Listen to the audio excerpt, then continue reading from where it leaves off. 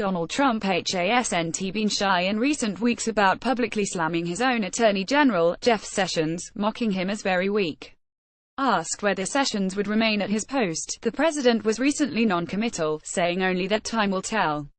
And yet, new White House Chief of Staff John Kelly reportedly reached out to the Attorney General directly over the weekend, reassuring Sessions that his position is safe, Trump's rhetoric notwithstanding.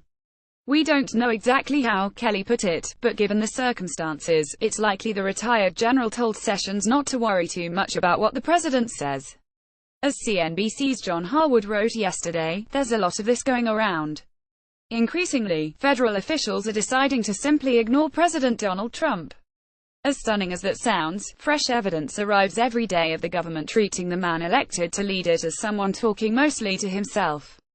On Tuesday alone, the Commandant of the Coast Guard announced he will not break faith with transgender service members despite Trump's statement that they could no longer serve. Fellow Republicans in the Senate moved ahead with other business despite the president's insistence that they return to repealing Obamacare. Secretary of State Rex Tillerson said, "We certainly don't blame the Chinese for North Korea's nuclear program after Trump claimed China could easily solve this problem." And Vice President Mike Pence said the president and Congress speak in a unified voice on a bipartisan Russia sanctions bill Trump has signed, but not publicly embraced. Harwood noted a recent lawfare piece from Jack Goldsmith, a top Justice Department official in the Bush-Cheney administration, who wrote, "What is most remarkable is the extent to which his senior officials act as if Trump were not the chief executive.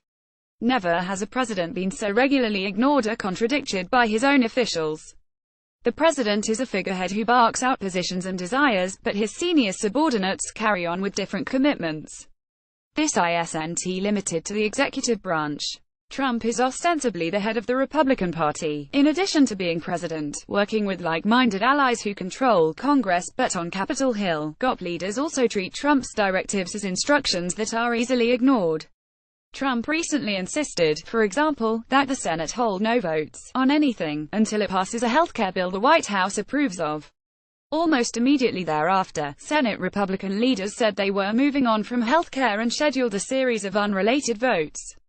Similarly, at a White House event 2 weeks ago, Trump told Senate Republicans that, as far as HES concerned, they should leave D.C. until the party's healthcare efforts come to a successful conclusion. This week, GOP senators decided to wrap up their work early and leave town for a multi-week recess. There was a time, say, before January 20th of this year, when the words of a sitting president of the United States carried real weight, especially among those who serve in his administration and with his partisan allies. But increasingly, as Trump flails, his presidency shrinks, to the point that much of the government finds it more convenient to just ignore the amateur in the Oval Office, who doesn't really know what HE's doing anyway. It's like we're watching a president become a lame duck just 6 months after his inauguration.